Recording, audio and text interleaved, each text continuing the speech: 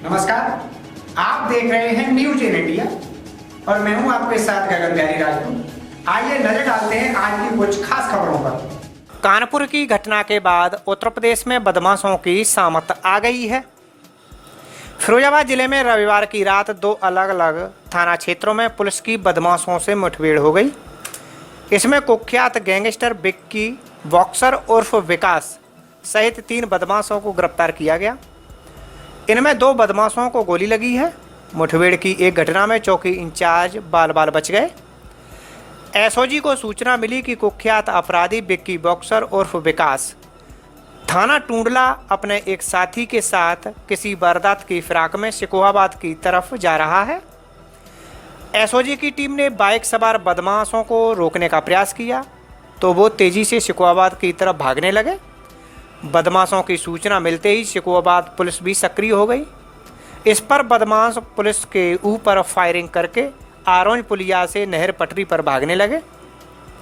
Police की जवाबी firing में बदमाश विकास के पैर में गोली लगी, जिससे वो मोटरसाइकिल सहित वहीं गिर गया, जबकि उसका साथी सचिन भाग रहा था, जिसे घेराबंदी करते हुए पुलिस ने तमंचे के साथ दबोच लिया। घायल बदमाश को जिला अस्पताल भेजा गया। एएसपी देहात राजेश कुमार ने बताया कि घायल बदमाश सात्विक किस्म का अपराधी है। उस पर करीब 1.5 दर्जन आपराधिक अभियोग पंजीकृत हैं। अभी भी थोड़ी देर पहले थाना सिकोहाबाद की बदमाशों से एक मुठभेड़ हुई है।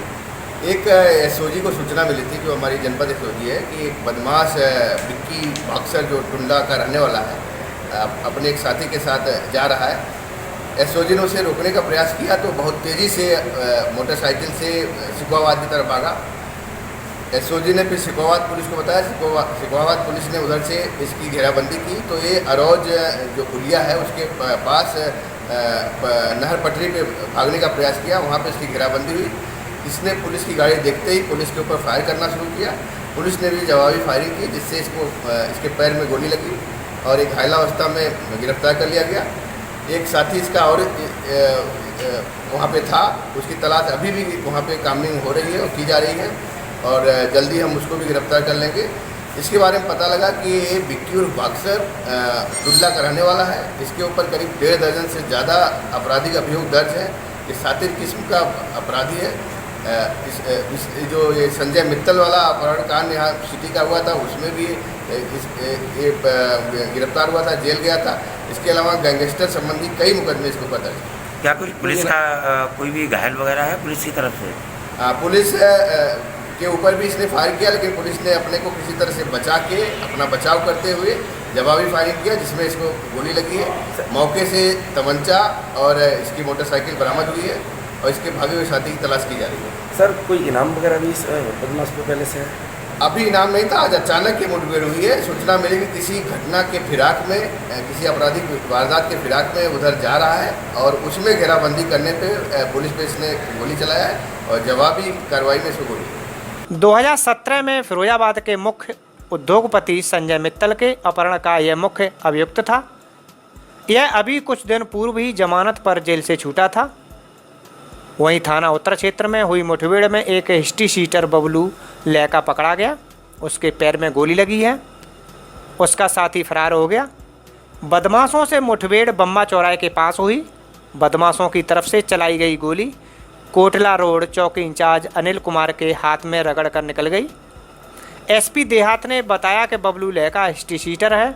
उस पर लूट हत्या के 10 मुकदमे दर्ज हैं। जनपद में अपराध की दृष्टि से 2 पहिया वाहनों की चेकिंग चल रही थी, नए उम्र के लड़कों की तलाश में, और असला संबंधी चेकिंग चल रही थी। इसी दौरान बम्बा चौराहा है थाना उत्तर क्षेत्र में, उसमें चेकिंग के दौरान एक बाइक से 2 सवार पुलिस पे अचानक फायर किए और बैरिकेटिंग हमारी तोड़ते हुए भागने लगे। नगला पान सहायक पे जाके हम लोगों ने चेस करके उनको इंटरसेप्ट करके गिरा लिया। वहाँ पर फायरिंग उन्होंने की। आत्मरक्षा पुलिस ने भी फायरिंग की। इस फायरिंग में एक बदमाश को शरीर के निचले हिस्से में गोली लगी।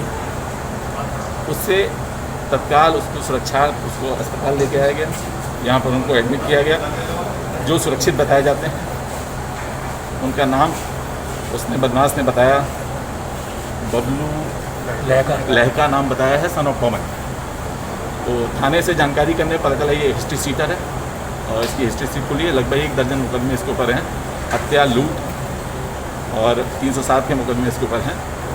और इसके साथ एक अन्य साथी भी था जो मौके से भाग गया, उसके बारे में जानकारी की जा रही है और इसके अन्य आपराधिक इतिहास के बारे में भी जानकारी की जा रही है। देश में कोरोना संक्रमण के मामले 7 लाख के करीब हैं, लेकिन अच्छी बात यह है कि मरीजों के स्वस्थ होने की दर भी 60% से ऊपर है। रविवार को जारी आंकड़ों के मुताबिक रिकवरी रेट बढ़कर 60.77% हो गया है और अब तक 4,09,082 मरीज ठीक हो चुके हैं। कोरोना रोगियों के ठीक होने और सक्रिय मामलों के बीच एक अंतर 1,64,000 से ज्यादा हो गया है। 21 राज्यों और केंद्र शासित प्रदेशों की रिकवरी रेट देश की औसत दर से ज्यादा है। इसमें उत्तर प्रदेश, दिल्ली और गुजरात भी शामिल हैं। स्वास्थ्य मंत्रालय का कहना है कि राज्यों और केंद्र सरकार का सम्मिलित प्रयासों से रिकवरी रेट बढ़ाने में सफलता हासिल हुई है। वहीं देश में कोरोना संक्रमण का पता लगाने के लिए जांच के काम में भी लगातार तेजी लाई जा रही है। केंद्रीय स्वास्थ्य मंत्रालय ने कहा है कि देश में अब कोविड संक्रमण की जांच करने वाली 1100 प्रयोगशालाएं काम कर रही हैं, जिनमें 786 सरकारी और 314 निजी हैं। रविवार को जारी आंकड़ों के मुताबिक देश में कुल 97,89,066 कोरोना नमूनों की जांच हो चुकी है। भारत के प्रधानमंत्री मोदी के आत्मनिर्भरता की मुहिम से प्रेरणा लेकर हरिद्वार की एक संस्था ने स्थानीय महिलाओं को स्वावलंबी और स्वरोजगार का एक नया अवसर दिया। इन महिलाओं ने कोरोना काल के संकट की घड़ी में घर पर ही घरेलू उत्पाद बनाकर एक नई मिसाल पैदा की है। अभी तो हमने शुरू करने के लिए सिर्फ 4 से 5 महिलाएं हमारे पास इकट्ठी हुई हैं। इसके बाद हमारा और प्रयास है, अभी हमने शुरुआत ही की है, हमारा और प्रयास है 10 से 12 महिलाएं और हमारे साथ जुड़ने के लिए तैयार हैं। हम उन्हें और जोड़ेंगे। और बेसिकली क्या है कि महिलाएं पूरे दिन, ये महिलाएं जो हैं पूरे दिन काम नहीं कर सकती हैं बाहर जा कर के, क्योंकि इनके साथ परिवार की थोड़ी सी पाबंदियां हैं।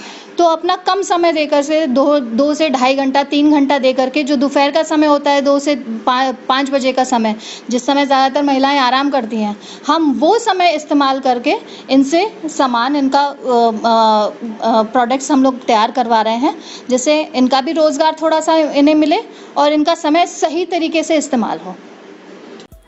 आपको बता दें कि 22 मार्च से देश में लगातार लॉकडाउन जारी है और कोरोना के मामले 6 लाख के पास पहुंच चुके हैं।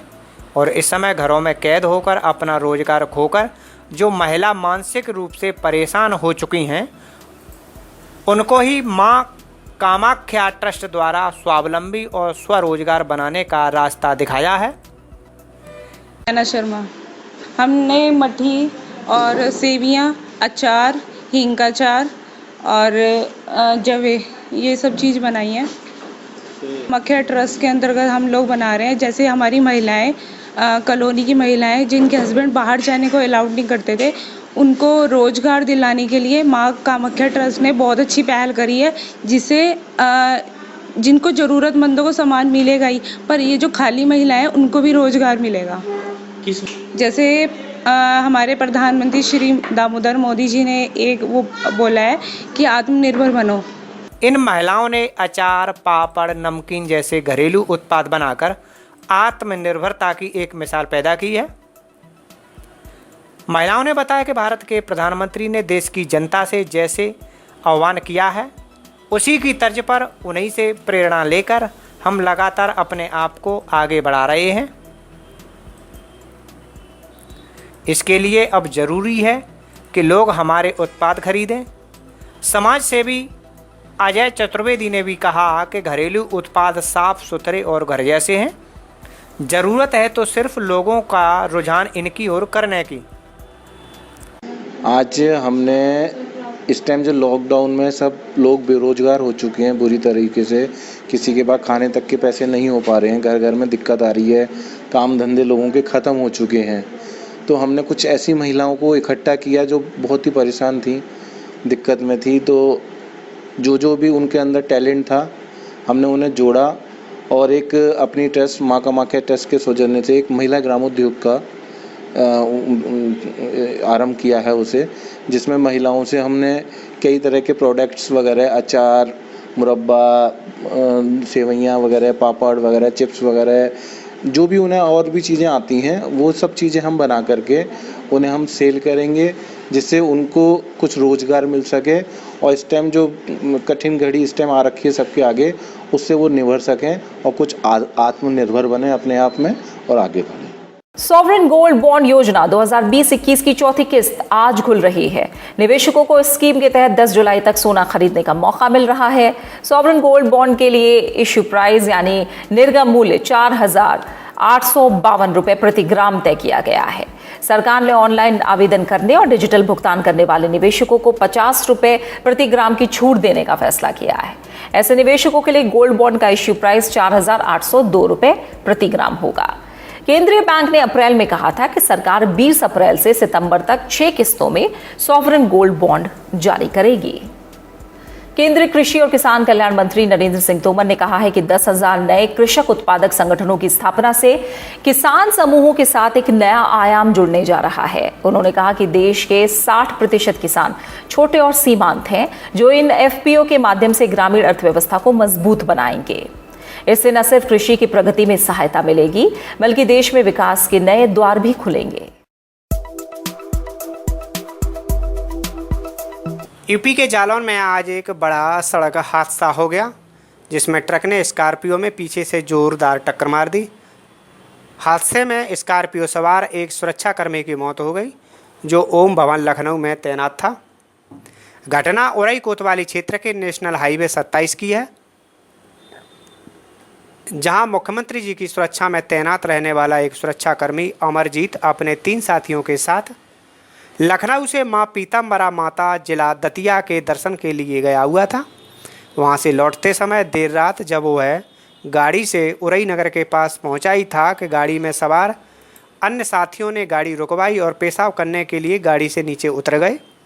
तभी पीछे से आ रहे तेज़ रफ्तार ट्रक ने स्कॉर्पियो में जोरदार टक्कर मार दी। इस हादसे में कार सवार सुरक्षाकर्मी अमरजीत सिंह गाड़ी से उछलकर सड़क पर जा गिरा। इलाज के लिए अस्पताल लाए, जहां डॉक्टरों ने उसको मृत घोषित कर दिया। अमरजीत सिंह मुख्यमंत्री योगी आदित्यनाथ की सुरक्षा में तैनात रहता था। अभी एक एक्सीडेंट उसके परिजन लेकर के आए हैं। उनका नाम है अमरजीत सिंह यादव, जो एक्सीडेंट में उनकी मृतक अवस्था में लाए हुए हैं। उनको पोस्टमार्टम के लिए डेड बॉडी को रखवा दिया गया है। कहाँ के निवासी हैं ये राजापुरम लखनऊ के रहने वाले हैं, उनके परिजनों के द्वारा बताया गया है। हम सुबह आज अपने मित्र रज्जन यादव, बबलू द्विवेदी, अमरजीत जी 4 लोग माता दतिया के दर्शन करने गए थे। दतिया माता के, पीताम्बरा माता के दर्शन करके हम लोग लौट रहे थे।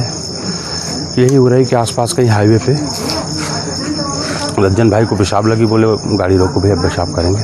मैं अगली सीट पे बैठा था, गाड़ी अमरजीत जी चला रहे थे और बबलू भैया और ये लोग नीचे उतरे हुए थे। जब एकदम से धड़ाम की आवाज़ हुई तो मैंने देखा ट्रक वाले ने टक्कर मारी और अमरजीत जी करीब 10 फीट दूर उछल के दूर पड़े हुए हैं। और मैं जल्दी से लाद के जल्दी से भैया अस्पताल ले आया। ये हाल आने पर हमारा साथी नहीं रहा, हमारा दोस्त अमरजीत नहीं रहा। क्या उनका क्या नाम है जिनकी मौत हुई और किस पोस्ट पर कहाँ तैनात थे? भैया उनका नाम अमरजीत है और अमरजीत जो है मुख्यमंत्री जी की सुरक्षा में ओम भवन में इस समय वर्तमान ड्यूटी कर रहे थे। 8 तारीख तक छुट्टी थे, भतीजी का इलाज करवा रहे थे। सर में कुछ दिक्कत थी भतीजी की, उसी सिलसिले में छुट्टी ले रखी थी।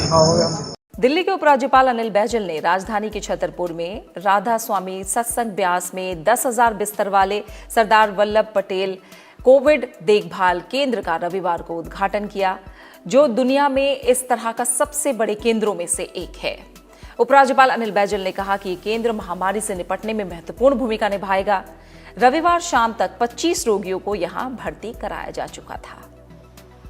दिल्ली के उपराज्यपाल अनिल बैजल ने दिल्ली के छतरपुर में स्थापित सरदार पटेल कोविड देखभाल केंद्र में बिस्तरों, ऑक्सीजन सिलेंडर, वेंटिलेटरों, आईसीयू और चिकित्सा कर्मचारियों की उपलब्धता की समीक्षा की।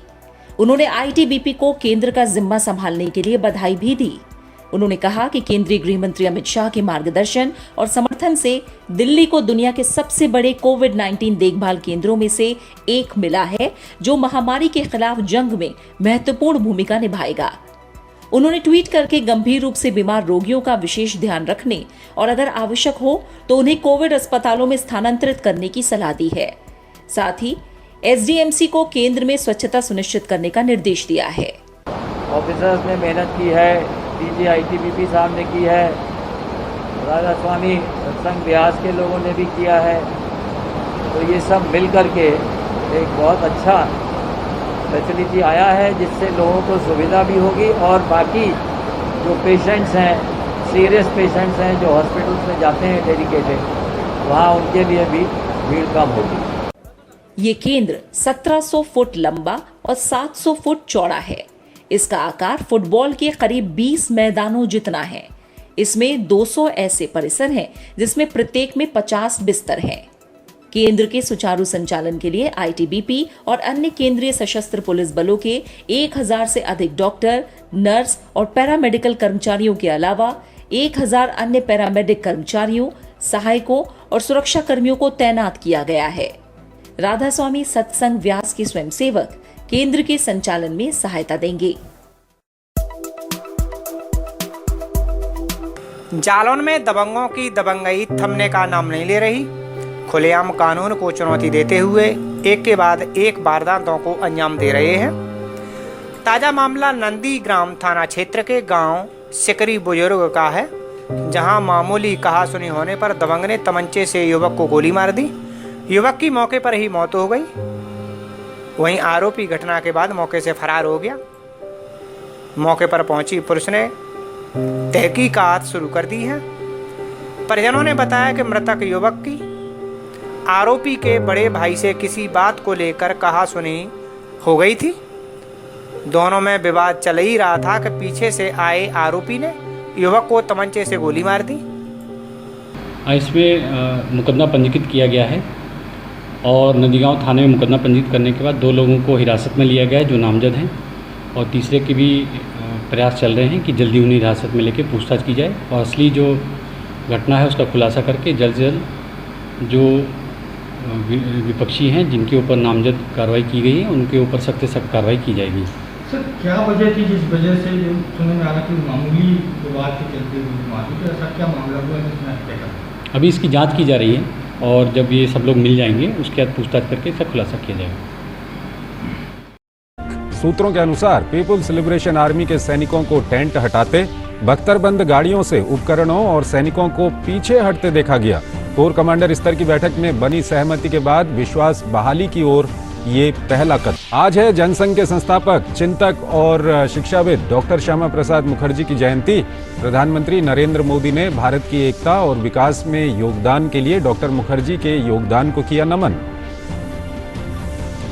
भाजपा अध्यक्ष जेपी नड्डा ने फिर साधा राहुल गांधी पर निशाना। देश का मनोबल गिराने और सशस्त्र सेनाओं की वीरता पर सवाल उठाने का लगाया आरोप।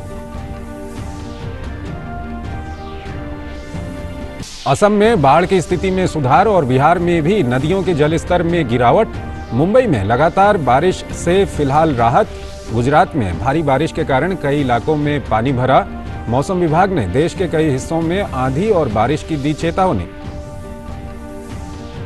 देश में कोरोना का रिकवरी रेट करीब 61%। 4,24,432 मरीज संक्रमण से मुक्त।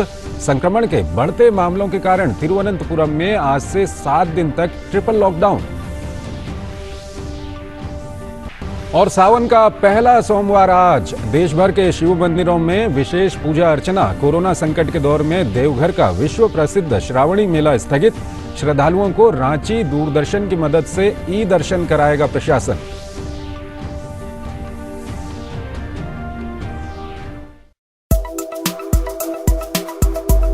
कोरोना कब किसे अपनी आगोश में ले ले कुछ कहा नहीं जा सकता, क्योंकि इसकी बानगी आज शिकोहाबाद में देखने को मिली। आज तक शिकोहाबाद में 1 दर्जन से ज़्यादा लोग कोरोना का शिकार हो चुके हैं और 2-3 लोगों की मौत भी हो चुकी है। इस कोरोना महामारी के चलते लोगों को आजकल काल कोठरी की तरह जीवन बिताना पड़ रहा है। मोहल्ले का एक व्यक्ति कोरोना पॉजिटिव होता है तो उसके 200-250 मीटर के एरिया को पूरी तरह सील कर दिया जाता है। अब ऐसे में जिन्हें कोरोना है वो क्वारंटीन हो समझ में आता है, लेकिन बिना वजह किसी को क्वारंटाइन कर दिया जाए ये बात गलत है। इसका जीता जागता उदाहरण है शिकोहाबाद की सब्जी मंडी। सब्जी मंडी में कोई कोरोना का मरीज नहीं है, लेकिन नगर के जिम्मेदार अधिकारियों ने सब्जी मंडी को एक जेल की तरह बना दिया है। सब्जी मंडी में अभी तक जो कोरोना पॉजिटिव थे उनकी मौत हो चुकी है, लेकिन वह सिर्फ उस मंडी के दायरे में 25 घंटे ही रहे। बिजली जाने के बाद घरों के बच्चे दरवाजे पर बैठकर समय बिताते हैं, क्योंकि बाहर जा नहीं सकते, क्योंकि गलियां सील हैं। अधिकारी नगर की भोली भाली जनता को तो बंद कर देते हैं, लेकिन उनका दर्द जानने की कभी कोशिश नहीं की। अब देखने वाली बात यह होगी कि जब शिकोहाबाद उपजिलाधिकारी कोरोना पॉजिटिव हैं और उनका इलाज आगरा में चल रहा है, अब ऐसे में सवाल उठता है कि क्या तहसील परिसर के 250 मीटर के दायरे को सील किया जाएगा। बताया जा रहा है कि आज तहसील के कई कर्मचारियों का सैंपल लिया गया है। आपको बता दें कि उपजिलाधिकारी से मिलने वालों की लिस्ट काफ़ी लंबी हो सकती है, जिससे पत्रकार भी अछूते नहीं हैं। शिकोहाबाद के लगभग 8-9 पत्रकार ऐसे हैं जो लगातार उपजिलाधिकारी के संपर्क में थे, रोजाना उनका मिलना जुलना था। अब ऐसे में क्या उन पत्रकारों को जनता के बीच जाना चाहिए?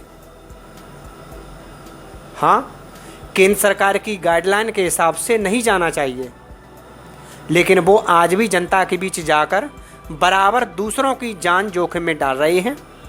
देखिए, नियम सबके लिए बराबर होना चाहिए। पहले तो बड़ा दुखद समाचार है कि हमारे कानून को पालन करने वाले एसडीएम, सोशल डिस्टेंस को पालन करने वाले, मास्क की पालन करने वाले, सबसे पहले तो विचार की बात है कि वह कैसे कोरोना पॉजिटिव हुए, उनसे कौन कौन से लोग मिले। सबसे पहले इस पर सरकार को और जिलाधिकारी को विचार करना चाहिए। दूसरी बात यह है कि नियम सबके लिए बराबर होते हैं। जो लोग एसडीएम के साथ रहे या सोशल डिस्टेंसिंग का पालन नहीं किया, क्यों हुए, इस पर भी सरकार को विचार करना चाहिए, क्यों हुआ ऐसा।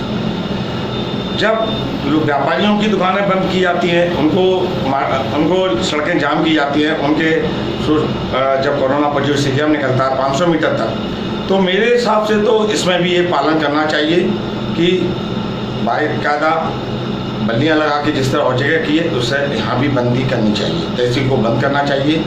क्योंकि ये कोरोना ऐसी बीमारी है, ये कहाँ से उन्होंने थूका हुआ है, इसके हमने कब क्या छुआ हुआ क्या हुआ होगा, इससे मेरे हिसाब से तो तहसील को बंद करना चाहिए और 250 मीटर तक इसमें बांस बल्ली लगा के जैसे बाजार को बंद किया है, ऐसे ही 21 दिन के लिए 20 दिन के लिए बंद करना चाहिए। देखिए, मैं तो ये देखता हूँ बाजार में बहुत कम निकलता हूँ, कभी कभार निकलता हूँ तो मुझे ऐसा महसूस होता है कि शिकोहाबाद में कोई भी कानून नाम की चीज़ नहीं है। लोग 3-3 मोटरसाइकिलों में बैठते हैं, कोई मास्क नहीं लगाया होता। कोई सब्जी जिस रास्ते पे सीओ एसडीएम निकलते हैं, सभी ठेले वाले कोई मास्क नहीं लगाए होते हैं। मुझे नहीं लगता कि कड़िया रुकनपड़ा पड़ाव या कोरोना नाम की कभी बीमारी पैदा हुई नहीं, या इन्होंने कोई एक वैक्सीन बना ली है। अधिकारी भी इनको नजरअंदाज करके चले जाते हैं। अधिकारी भी अच्छे लोगों पे नियम को पालन कर सकते हैं। ये अधिकारी एक चाहते इनको कड़ाई से थोड़ा पालन करें, 2-4 पे कार्रवाई करें, तो आज कोरोना से शिकोहाबाद को बचाया जा सकता है। केंद्रीय गृह मंत्री अमित शाह और रक्षा मंत्री राजनाथ सिंह ने कल दिल्ली में 250 आईसीयू बेड समेत 1000 बेड वाले सरदार वल्लभ भाई पटेल कोविड अस्पताल का दौरा किया।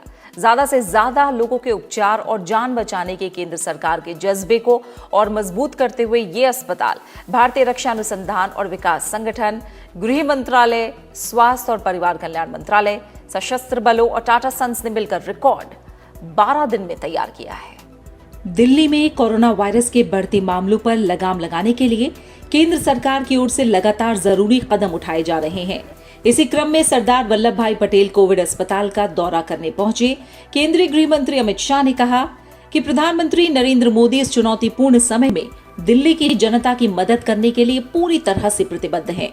अमित शाह ने डीआरडीओ, टाटा और सशस्त्र बल चिकित्सा कर्मियों का मौजूदा कठिन समय में आगे बढ़कर इस आपातकाल से निपटने में सहयोग करने के लिए आभार जताया। इस मौके पर रक्षा मंत्री राजनाथ सिंह ने बताया कि DRDO, गृह मंत्रालय और कई संगठनों के सहयोग से कोरोना मरीजों के लिए 1000 बेड वाले अस्थायी अस्पताल की स्थापना केवल 12 दिनों में की गई है। यहाँ पर 250 ICU बेड भी शामिल हैं। DRDO, ministry of home affairs, Tata Sons, industries और कई ऑर्गेनाइजेशंस के सहयोग से ये कोरोना मरीजों के लिए एक टेम्पररी हॉस्पिटल बना है। सबसे बड़ी विशेषता ये है कि इसको 12 दिन के अंदर ही यह तैयार किया है और मुझे यह भी जानकारी दी गई कि लगभग 1000 बेडेड है। इस मौके पर केंद्रीय स्वास्थ्य मंत्री डॉक्टर हर्षवर्धन, गृह राज्य मंत्री जी किशन रेड्डी, दिल्ली के मुख्यमंत्री अरविंद केजरीवाल और DRDO अध्यक्ष जी सतीश रेड्डी भी मौजूद थे। 12 दिनों के रिकॉर्ड समय में तैयार इस अस्पताल का संचालन 5 जुलाई से शुरू हुआ है। इस अस्पताल के चालू होने से दिल्ली में कोविड-19 बेड्स में 11% की अतिरिक्त वृद्धि होगी, जिससे वर्तमान गंभीर स्थिति पर काबू पाया जा सकेगा। सरदार वल्लभ भाई पटेल कोविड अस्पताल के रिकॉर्ड 12 दिनों में तैयार होने पर उपराष्ट्रपति एम वेंकैया नायडू ने खुशी जताई है। उपराष्ट्रपति ने ट्वीट करके कहा है कि कोविड-19 के विरुद्ध अभियान में DRDO की अग्रणी भूमिका सराहनीय और सामयिक है। इससे पूर्व संस्थान ने व्यापक पैमाने पर निजी सुरक्षा उपकरण और सैनिटाइजर भी उपलब्ध करवाए हैं।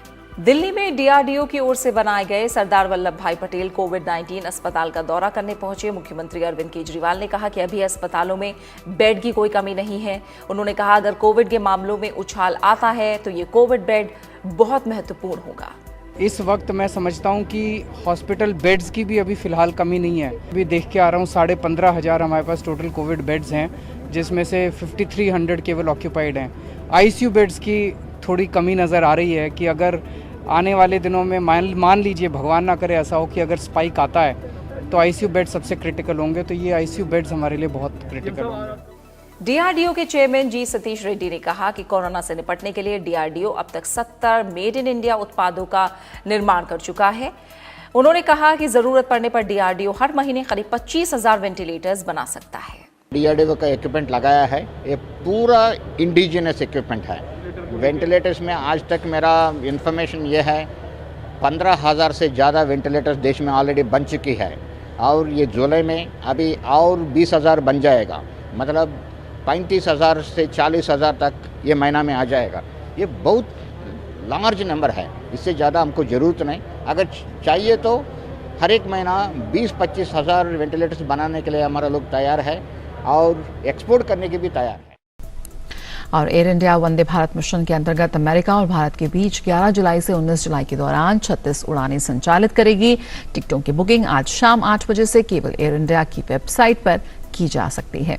वंदे भारत मिशन के चौथे चरण के अंतर्गत एयर इंडिया भारत से विभिन्न देशों के बीच 177 उड़ानें संचालित करेगी। इनमें Canada, America, Britain, Kenya, Sri Lanka, Philippines, Kyrgyzstan, Saudi Arab, Bangladesh, Thailand, दक्षिण अफ्रीका, रूस, ऑस्ट्रेलिया, म्यांमार, जापान, यूक्रेन और वियतनाम के लिए उड़ानें उपलब्ध रहेंगी। भारत ने कोरोना वायरस के कारण देश भर में लॉकडाउन को देखते हुए 2 महीने के अंतराल के बाद 25 मई से घरेलू यात्री उड़ानों का प्रचालन भी शुरू किया था, लेकिन अंतर्राष्ट्रीय हवाई यात्रा अभी स्थगित है। नागर विमानन महानिदेशालय ने घोषणा की है कि भारत से अंतर्राष्ट्रीय विमानों का आना जाना 31 जुलाई तक स्थगित रहेगा।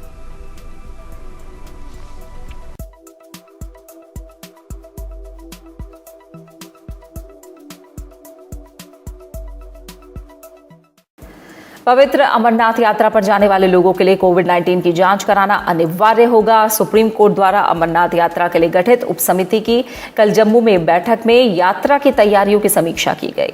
जम्मू कश्मीर के मुख्य सचिव के मुताबिक आपदा प्रबंधन अधिनियम के तहत गठित राज्य की कार्यकारी समिति ने कोविड महामारी को देखते हुए कुछ दिशा निर्देश जारी किए हैं।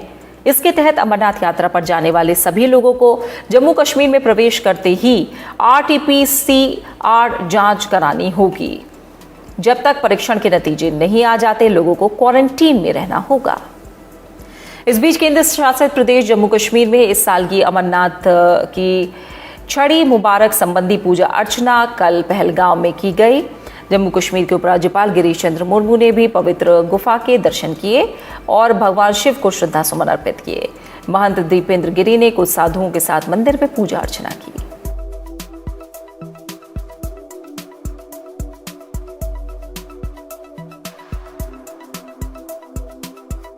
नरेंद्र मोदी ने भारत की एकता और विकास में योगदान के लिए डॉक्टर मुखर्जी के योगदान को किया। असम में बाढ़ की स्थिति में सुधार और बिहार में भी नदियों के जलस्तर में गिरावट। मुंबई में लगातार बारिश से फिलहाल राहत। गुजरात में भारी बारिश के कारण कई इलाकों में पानी भरा। मौसम विभाग ने देश के कई हिस्सों में आंधी और बारिश की दी चेतावनी। वंदे भारत मिशन के तहत लोगों को लाने के लिए अमेरिका और भारत के बीच एयर इंडिया चलाएगा 36 उड़ानें। 11 से 19 जुलाई के बीच होने वाली उड़ानों के लिए आज शाम से शुरू होंगी बुकिंग।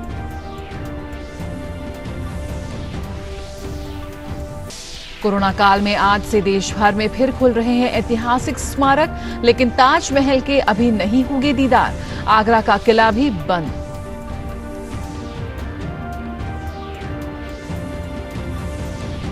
देश में कोरोना का रिकवरी दर करीब 61%। 4,24,432 मरीज संक्रमण से मुक्त। सक्रिय संक्रमण के मामले 2,53,287। 19,693 मरीजों की मौत।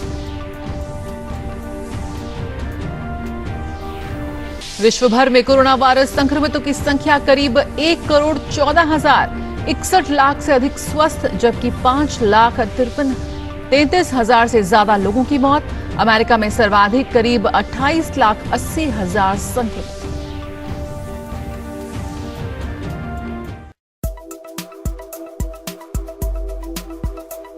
आठ पुलिस कर्मियों की हत्या का मुख्य आरोपी और हिस्ट्री शीटर विकास दुबे के कानपुर जिले के बिकरू गांव में किलेनुमा घर को जमींदोज करने के बाद पुलिस को कुछ हद तक सफलता मिली है। दीवारों में चुनवा कर रखे गए असले और विस्फोटक बरामद हुआ है। इसे पुलिस ने सीज कर लिया है। विस्फोटक की डेंसिटी क्या है, इसकी जांच कराने के लिए सैंपल फॉरेंसिक टीम को सौंपा जाएगा। इस मामले में पुलिस ने विकास दुबे के खिलाफ आर्म्स एक्ट और विस्फोटक अधिनियम के तहत चौबेपुर थाने में FIR दर्ज कराई है। पुलिस को सूचना मिली थी कि काले धन की तरह विकास दुबे ने अपनी कोठरी की दीवारों में असले चुनवा कर रखे हैं। इसी के आधार पर उसके घर पर JCB चलवाकर जांच की। विकास दुबे के पुराने और नए घर की दीवारों और फर्श से पुलिस को 12 बोर के 2, 315 बोर के 4 तमंचे, 25 कारतूस, 2 किलोग्राम विस्फोटक और 4 किलो के करीब रिपीट और कील मिली हैं। IG ने बताया कि बारूद देखने में अच्छी क्वालिटी का लग रहा है। वह इतना तेज़ दिख रहा था कि उससे 2 या 3 मकान तक उड़ाए जा सकते हैं। उन्होंने बताया कि बारूद की डेंसिटी कितनी और क्या है, इसकी जांच कराई जाएगी और इस रिपोर्ट को विवेचना में शामिल किया जाएगा। पुलिस मुठभेड़ में 8 पुलिसकर्मियों की मौत के मामले में पुलिस ने विकास दुबे समेत 25 लोगों के खिलाफ नामजद और 50 अज्ञात के खिलाफ FIR दर्ज कराई है। इस मामले में लगभग 1 दर्जन नाम और बढ़ाए जाएंगे। IG के मुताबिक जिन लोगों ने विकास को पूर्व में संरक्षण दिया है और वर्तमान में दे रहे हैं, उन सबको मुलजिम बनाया जाएगा। हालांकि विकास दुबे का एक पुराना वीडियो वायरल हो रहा है जिसमें 8 पुलिसकर्मियों का हत्यारा अपने आप को पाक साफ बता रहा है। पुलिस ने हत्यारे विकास दुबे के ऊपर 2.5 लाख का इनाम घोषित कर दिया है। मैं यहाँ का ग्राम प्रधान चुना गया अपने गांव का। 2 पंचवर्षीय में ग्राम प्रधान रहा यहाँ पे। इसके बाद मैं जिला पंचायत सदस्य हुआ। मेरा छोटा भाई भी ग्राम प्रधान रहा, बगल के गांव से बीटी से भी निर्विरोध ग्राम प्रधान रहा वो। अब मेरी बहू जिला पंचायत सदस्य है। समय वर्तमान समय में भी छोटा भाई मेरा ग्राम प्रधान है निर्विरोध यहाँ का ग्राम बिकरू का। और मेरी पारिवारिक पृष्ठभूमि, मेरे बाबा भी यहाँ के जमींदार भी थे और ग्राम प्रधान भी थे, बाद में हुए। मेरी पारिवारिक पृष्ठभूमि ही राजनीतिक है। तो राजनीतिक पृष्ठभूमि तो मेरी पारिवारिक है, मेरी पैदाइशी कही है तो आप पैदाइशी है। विकास दुबे जी, किस तरह से आपको कहा जाता है कि आप अपराध में डॉन नाम से बोला जाता है कि आप माफिया हैं, डॉन हैं, और लेकिन आपका राजनीतिक कैरियर है, क्या है बेसिकली, हकीकत क्या है? देखिए, एक्चुअल राजनीति में लाने का श्रेय मैंने पढ़ाई में ग्रेजुएशन किया है मैंने, और मैं अच्छा स्कॉलर रहा हूँ अपने टाइम का। राजनीति में लाने का श्रेय मुझे स्वर्गीय हरिकिशन श्रीवास्तव जी का है, जो मेरे राजनीतिक गुरु थे और उत्तर प्रदेश के कई बार मिनिस्टर रहे और उत्तर प्रदेश विधानसभा के अध्यक्ष भी रहे वो। उन्होंने मुझे राजनीति में लाने का प्रयास किया और उन्हीं के प्रयास से मैं राजनीति में आया। और जिस दिन से मैं राजनीति में आया तो लोगों को मेरे प्रभाव से और मेरी लोकप्रियता से ज्वेलसी होने लगी। आज तक कोई भी ऐसा मामला नहीं है जिसको मैंने अपने हाथ से मैंने कोई अपराध किया हो या मैंने कोई अपराध को बढ़ावा दिया हो। अपराध से मेरा कोई दूर दूर से रिश्ता नहीं है। मेरी राजनीतिक वर्चस्व की जंग है जो मेरे जिंदगी तक और मेरे मरते दम तक जारी रहेगी। लेकिन इस राजनीतिक वर्चस्व की जंग में बम, गोली और हत्या ये सब चलता नहीं, ऐसा नहीं है। हमारे यहाँ हमारी राजनीतिक जंग में कभी भी ऐसा कुछ भी नहीं हुआ कि मैंने किसी को मरवाया हो या किसी को मारा हो या किसी को मारने के लिए प्रेरित किया हो। किसी के ऊपर आरोप लगा देना, आप तो समझते हैं कि उत्तर प्रदेश में होता क्या है कि मर्डर कहीं होता है, फंसाए कई लोग जाते हैं। मर्डर कोई करता है, उसके भाई, उसके खानदान, उसके परिवार, उसके सब सारे लोगों को फंसाया जाता है। ये उत्तर प्रदेश की एक ये ट्रेंड बन गया है लोगों का राजनीति में फंसाने का, और उसी का मैं शिकार हुआ हूँ। श्रम राज्य मंत्री संतोष शुक्ला का हत्या का आपके ऊपर आरोप लगा, उस वक्त आप कहाँ थे? क्या वो हत्या आपने की? जी नहीं, जिस दिन उनकी हत्या हुई थी उस समय मैं थाने में अपनी FIR लिखाने हुए गया हुआ था। मेरे ऊपर अटैक हुआ था। उसके बाद मैं जब वहां से चला आया, जब अपने ऊपर अटैक किया मेरे ऊपर, मैं उस दिन कानपुर जा रहा था अपनी पत्नी को लेकर। वो बीमार थी, उनको किडनी पेन था। रास्ते में मेरे ऊपर बम से अटैक किया गया, बम और गोलियां चलाई गई मेरी गाड़ी पर। तो मैं उसकी FIR जब मैंने SP कानपुर देहात को फोन किया कि मेरे ऊपर इस तरीके से घटना हुई, तो उन्होंने मुझे कहा कि आप वहीं रुकिए, मैं फोर्स भेज रहा हूँ। फोर्स मुझको वहां से लेके आया, मैंने थाने में FIR लिखाई और मैं चला आया। इसके बाद थाने में जो जिन मंत्री जी का आप नाम ले रहे हैं, वो मंत्री जी किन्हीं कारणों से अपना पहुंचे और उन्होंने किसी तरीके से पुलिस से उलझाव किया। वहां लोगों से उनकी खाशुनी हुई। इसके बाद क्या हुआ क्या नहीं हुआ उससे मेरी जानकारी नहीं है। उनकी हत्या की जानकारी या उनके मरने की जानकारी मुझे लखनऊ में हुई। हत्या के कई चश्मदीद थे। मनोज शुक्ला जो संतोष शुक्ला मंत्री के भाई थे, उन्होंने आपको देखा था कि आपने गोली मारी? नहीं, ऐसा कुछ नहीं। ये देखिए, इस बात को तो अदालत में इसका ट्रायल हो चुका है मुकदमे का, और अदालत में इस चीज साबित हो चुकी है कि मनोज शुक्ला पेशबंदी में उनसे मनोज शुक्ला के साथ जितने उनके गनर, संतोष शुक्ला जी के साथ गनर, शैडो ड्राइवर और उनके प्राइवेट लोग थे, उन्होंने सारे ने गवाही दी कि जिस समय संतोष शुक्ला का मर्डर हुआ उस समय विकास दुबे या जो लोग आरोपित लोग हैं इनके परिवारजनी, ये लोग मौके पर नहीं थे। इनका नाम पुलिस के कहने पर FIR में लिखाया गया। जैसा पुलिस ने कहा मैंने वैसा FIR में लिखाया। अब वो मुकदमा ट्रायल होने के बाद भी उसमें दोष मुक्त हो चुके हैं सारे लोग, और उस मुकदमे की कार्रवाई सारी जो कुछ थी वो समाप्त हो चुकी है। मैंने अदालत में सरेंडर किया, न्याय में मेरा विश्वास था, मैंने अदालत में सरेंडर किया और उस मुकदमे को फेस किया। सारे ट्रायल को जितने दिन ट्रायल रहा मैं अंदर रहा। मैंने ट्रायल पे मेरा जब ट्रायल हो गया, मैं समाप्त हुआ, मेरा मुकदमा खत्म हुआ, उस समय मैं जेल के बाहर आया। विकास दुबे जी, आप इस बात से सहमत हैं कि संतोष शुक्ला मंत्री जो थे जी उनसे आपकी डायरेक्ट चुनावी रंजिश थी? नहीं, ऐसा मेरी उनकी कभी कोई रंजिश, यहाँ तक कि मेरा कभी कोई गाली गलौज तक नहीं हुआ उनसे। हाँ, राजनीतिक वर्चस्व की जरूर लड़ाई थी। टॉन है, क्या आप मानते हैं? नहीं, ऐसा कुछ भी नहीं है। मेरी ओपिनियन, आप क्षेत्र में जाइए, हमारे कम से कम विधानसभा, अगर पूरे जिले में नहीं जा पाते हैं तो कम से कम मेरी विधानसभा में जाके और प्रति गाँव एक आदमी से सर्वे करिए। खाली विकास दुबे के बारे में व्यक्तिगत है, विकास दुबे का एक काम देखिए। विकास दुबे इस क्षेत्र के सबसे बड़े लैंडलॉर्ड हैं। हमारे पास सारे हैं। मैं स्वयं की खेती कराता हूँ, स्वयं का मेरा व्यापार है, स्वयं का मेरा शेड कारपोरेशन का काम है। मेरा आर्थिक भी है। आज तक मैंने कोई आर्थिक ऐसा नहीं कि मैंने कोई आर्थिक अपराध कराया हो, किसी अपराध में संलिप्त रहा हूँ। आरोप लगा देने से ही कोई अपराधी उड़ान नहीं हो जाता है। विकास दुबे के वर्चस्व को कम करने के लिए ये सारे मुकदमे फर्जी लगाए गए, जो कि अदालत में सारे खत्म हो चुके हैं। 2-4 मुकदमे भी ट्रायल पर हैं जिनका मैं फेस कर रहा हूं, और ट्रायल होने के बाद जो भी अदालत निर्णय करेगी उसको मान्य करूंगा। मैं एक चीज जानना चाहता हूं, छात्र जीवन से लेके अब तक आपके ऊपर कितने मुकदमे लगे गए, कितने में आप बरी हुए, कितने अभी आपके ऊपर चल? मेरे हिसाब से 45 मुकदमे आज तक मेरे ऊपर खिलाफ कायम किए गए। किस तरह के? गैंगस्टर के हैं, गुंडा एक्ट के हैं, पुलिस के। अभी आपने बताया सहारनपुर में साहब भी दिखाया कि साहब वो गैंगस्टर में वहां से वांछित थे, तो चूरन, नशे का चूरन खा रहे थे आप। जो आदमी अपने पूरी लाइफ में जिसने चाय न पी हो, 22 साल से चाय न पीता हो, उस आदमी को नशे का चूरन खाते हुए बता रहे हैं। आप सोच समझ सकते हैं कैसे मुकदमे पुलिस लगाती है, ये पुलिस स्वयं जानती है। तो आपकी जो छात्र राजनीति थी उसमें आपने कभी पार्टिसिपेट किया? क्या आप छात्र राजनीति से जुड़े रहे? नहीं, जब तक मैंने छात्र जीवन रहा तब तक मैं राजनीति में नहीं रहा। छात्र जीवन के बाद मैं राजनीति में आया। छात्र जीवन मेरा बिल्कुल एकदम संयमित था। मैं छात्र जीवन, मैंने जैसे एक छात्र का जीवन होता है वैसे मेरा संयमित जीवन था। अच्छा ये बताएं, आपके बारे में ये भी कहा जाता है कि छात्र राजनीति में आप चुनाव लड़वाने का काम करते हैं। यस, हाँ। क्या है वो? नहीं, मैं चुनाव लड़वाता था, ये बात सही है। चुनाव में अपने कैंडिडेट लगाता था, अपने कैंडिडेट को सपोर्ट करता था, चुनाव जिताता था।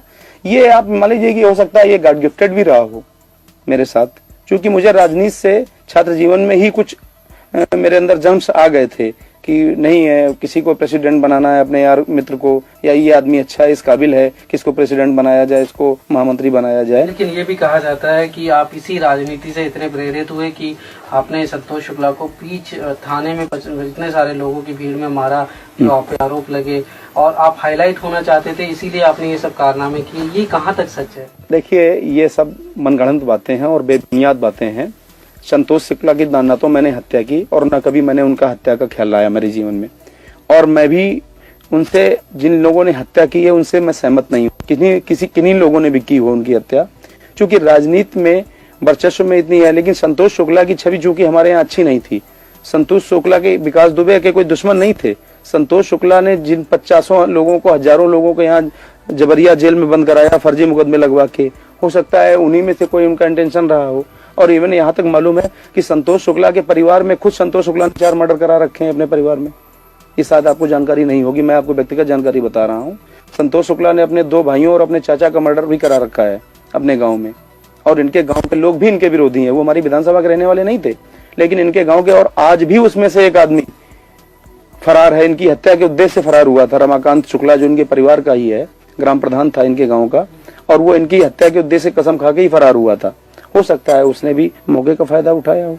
एक चीज और भी है कि जब उनकी हत्या होगी, आप इतने चर्चित हुए, पूरे देश में आपका नाम हुआ, तो उसके बाद आप वसूली का कारोबार करने लगे। आप लोगों को जो है, आज तक कोई ऐसा प्रमाण नहीं है सरकारी तौर पर या लिखित तौर पर भी, ऐसा कोई प्रमाण नहीं है, और विकास दुबे को ऐसी जरूरत भी नहीं है। विकास दुबे को ऊपर वाले ने जो दे रखा है उसमें विकास दुबे संतुष्ट है। तो ऐसा क्यों है? लोग देखिए, आपको शायद ना लगे, आपके इलाके के लोग की पूजा करते नहीं, मुझे ऐसा नहीं लगता। आपके नाम से नहीं, मुझे ऐसा नहीं लगता कि मुझे लोग हैं। मैं तो जिस समय गांव में या क्षेत्र में अपने निकलता हूँ, छोटे छोटे बच्चे भी पंडित जी कह के आगे मेरी गोद में आ जाते हैं। मैं कैसे जानूं कि लोग मुझे खौफ खाते हैं? और दूसरी बात मैं आपको बताऊं, खौफ से सिलेक्टेड हुआ जा सकता है, इलेक्टेड नहीं हुआ जा सकता है। इलेक्टेड आदमी वही हो सकता है, और आज तक मैं कभी सेलेक्ट होके कोई मैं नेता नहीं बना, ना मैंने पाया। आज तक जितने भी इलेक्शन लड़े मैंने पब्लिक इलेक्शन लड़े, और आज के इस दौर में पब्लिक को टेरर में लेना या पब्लिक को टेरर लेके वोट लेना ये संभव नहीं है। तो अभी आप नेक्स्ट क्या करेंगे? एमएलए का चुनाव लड़ेंगे या नहीं? मेरी आकांक्षा तो यही है कि मैं स्वस्थ हो जाऊं जल्दी, और स्वस्थ होने के बाद मेरे हाई कमान से मुझे निर्देश भी है कि जितनी जल्दी स्वस्थ हो जाएं आपको इलेक्शन लड़ना है। आप जिस समय स्वस्थ हो जाए कमान रिपोर्ट करिए, आपको क्षेत्र दिया जाता है, जिस क्षेत्र के लिए आपको कहा जाता है उस क्षेत्र में आके आप चुनाव की तैयारी कीजिए। आपको अपनी सुरक्षा को लेकर कोई चिंता होती है? आपके तो बहुत दुश्मन होंगे। तो देखिए, राजनीति में आज तक कितने लोगों की हत्याएं हुई, सबको सुरक्षा मिली हुई थी। जब ऊपर वाला जब तक नहीं चाहेगा तब तक किसी की हत्या नहीं हो सकती। जब ऊपर वाला किसी के ऊपर ठीक होता है तब ठीक है। अगर हमने गलत काम किए होंगे तो मेरी हो सकता है हत्या भी हो सकती है। अगर मैंने अच्छे काम किए होंगे तो हो सकता है ऊपर वाला हमको भी लोगों की सेवा करने के लिए जिंदा भी रखेगा। लेकिन फिर भी सुरक्षा को लेके आप क्या एहतियात बरतते हैं? क्या सरकारी सुरक्षा आपने मांगी? देखिए, मुझे अभी तक सरकारी सुरक्षा प्राप्त थी। इस गवर्नमेंट में 11 दिसंबर 2004 तक 4 जनवरी 2005 तक मुझको सरकारी गनर प्राप्त था। एक बार नहीं, 3 4 बार प्राप्त रहा मुझे। लेकिन कुछ राजनीतिक कारणों से मेरा गनर वापस ले लिया गया, इसलिए मुझे व्यक्तिगत सुरक्षा अपनी रखनी पड़ती है। और चूंकि आप जानते हैं उत्तर प्रदेश की राजनीति में राजनीति करने वाले आदमी को या चर्चित आदमी को अपने राजनीति से ज्यादा अपने सुरक्षा की चिंता होती है, लेकिन मैं उतना भी चिंतित नहीं होता हूँ। सुरक्षा अपनी जगह है, चिंतित है, क्योंकि मुझे ये विश्वास है कि मैंने पब्लिक में ऐसा कोई गलत काम नहीं किया है जो जनता ये करे। लेकिन चूंकि राजनीति में सुरक्षा सिक्योरिटी करना कोई बुरी बात नहीं है, तो इसलिए अगर मैं अपनी सुरक्षा रखता हूं तो इसमें कोई हर्ज नहीं होना चाहिए किसी को। जी ये बताएं, छात्र राजनीति आजकल क्या गंदी हुई है? क्या उसमें देखिए हिंसा का बढ़ावा लेके? देखिए, मैं आपकी बात समझ गया पूरी इतनी बात में ही। देखिए, जिनको राजनीति में मठाधीश कहा जाता है, उन लोगों का सीधा दखल छात्र राजनीति में है, जो अपने उल्लू सीधे करते हैं छात्रों के जरिए से। और ये दखल, मठाधीशों का दखल छात्र राजनीति में कतई नहीं होना चाहिए, इसका मैं विरोधी हूँ। छात्र राजनीति एक प्राथमिक सीढ़ी है और वो बिल्कुल पाक साफ होनी चाहिए, क्योंकि जब बच्चा शुरुआत में बेसिकली पढ़ने जाता है प्रेप या नर्सरी में, जो शिक्षा उस समय उसको प्राप्त होती है वही उसकी आखिरी तक ग्रेजुएशन और पोस्ट ग्रेजुएशन एमटेक बीटेक तक चलती है। अगर किसी आदमी की नींव ही खराब कर दी जाएगी छात्र राजनीति में, अगर मठाधीशों का दखल रहेगा तो छात्र राजनीति कभी भी पाक साफ सुथरी नहीं रहेगी। लेकिन एक मठाधीश मेरे सामने बैठे हैं, उनका भी दखल रहा छात्र राजनीति में, उन्होंने भी अपने कैंडिडेट खड़े किए, उन लोगों को जिताया बाकायदा। जब तक मैं जब तक स्टूडेंट था तब तक मैं राजनीति में, छात्र राजनीति में मेरा इंटरेस्ट रहा। जिस दिन से मैंने स्टूडेंट लाइफ मेरी समाप्त हुई उस दिन से मैंने छात्र राजनीति में कभी दखल नहीं रखा। पर राजनीति में मठाधीश बनना कोई बुरी बात तो नहीं है, लोग बनते हैं। और नहीं, मेरी समझ में बुरी बात है। कुछ और कहना चाहेंगे आप हमसे? मैं यही आपके जरिए से मैं थोड़ा सा संदेश देना चाहता हूँ लोगों को कि राजनीति में जो लोग एक दूसरे को नीचा दिखाने के लिए गलत प्रभाव का इस्तेमाल, सत्ता का और पुलिस का दुरुपयोग करते हैं, ये नहीं करना चाहिए। किसी भी अच्छे व्यक्ति को आगे बढ़ने से रोकने के लिए ये रास्ता अच्छा नहीं है। अगर किसी को इस तरह रोकना है तो उसके राजनीतिक प्रभाव को कम करिए, उसकी खामियां पब्लिक में बताइए, लेकिन किसी के ऊपर आप फर्जी मुकदमे लगा के बंद करवा दें अपने राजनीतिक प्रभाव के इस्तेमाल से, ये बात ठीक नहीं है। लेकिन विकास दुबे जी, शुरुआत में तो शायद कभी ना कभी आपने कुछ ऐसा कुछ किया होगा जिसकी वजह से आज लगे होंगे, उसके बाद क्या पुलिस ने जबरदस्ती डाले केस? देखिए, पुलिस आज भी मेरी विरोधी नहीं है और पुलिस मुझसे कभी भी इस तरह से असहमत नहीं रही। मैं ग्राम प्रधान रहा, बराबर पुलिस दरवाजे आती है, बराबर क्षेत्र के एसओ सीओ साहब जो भी हों, जो बुलाते हैं, मैं आज भी थाने जाता हूँ। मैं कोई पुलिस से मुंह नहीं छिपाता हूँ। लेकिन जो मेरा सवाल है वो ये है कि शुरुआत में तो जरूर आपसे कुछ गलतियां हुई होंगी, जिसका बाद में जो है लंबे अरसे में पुलिस ने उसको ध्यान में रखते हुए और केसेस थोपे होंगे, चाहे वो राजनीतिक। देखिए, पुलिस ने जो कुछ भी किया मेरे साथ वो राजनीतिक दबाव में किया। पुलिस ने व्यक्तिगत रूप में मैंने ऐसा कोई काम किया और न पुलिस ने। देखिए, पुलिस को सिर्फ निर्देशित करके उनको दबाव देकर उनसे गलत कराया गया। पुलिस ने जानबूझकर मेरे साथ कोई गलत काम नहीं किया। उत्तर प्रदेश और बिहार में राजनीति में, पुलिस में राजनीति का इतना ज्यादा दखल है कि आगे चल के राजनीतिज्ञों को लेके पब्लिक जूता लेके दौड़ेगी, राजनीति करने वालों को पसंद नहीं करेगी। किसी दिन हिंदुस्तान में 2 स्टेट ऐसे हैं आपके, ये इनमें राजनीतिज्ञों को देखना पब्लिक पसंद नहीं करेगी। राजनीति करना तो दूर रही, राजनीतिक को देखना पब्लिक